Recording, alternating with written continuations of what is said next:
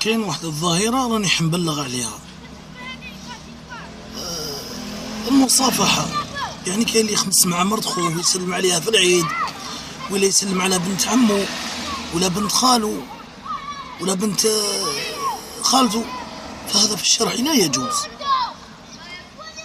لأن امرأة ذهبت إلى رسول الله عليه الصلاة والسلام لكي تصافحه، قال أنا لا أصافح النساء، هاته لك ولعامة نساء المسلمين.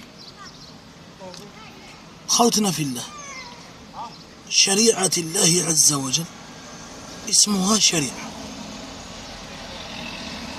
وهذا الأمور من حدود الله جل وعلا. الظاهرة اللي راهي وقع الأمر هذا راه في 58 ولاية. إياك يا عبد الله وأن تتعدى حدود المولى جل وعلا. مصافحة النساء إلا أمك وزوجتك وأختك وخالتك وعمتك.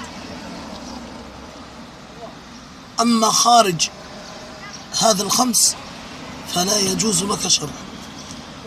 واللي راه يشوف في هذا الفيديو أحسن الله إليه، بارطاجيه لعل وعسى يلحق لهؤلاء الناس، وإن شاء الله ربي يوفقنا لنشر الدعوة، ونسأل الله سبحانه وتعالى أن يرزقنا الصدق والإخلاص والعمل الصالح.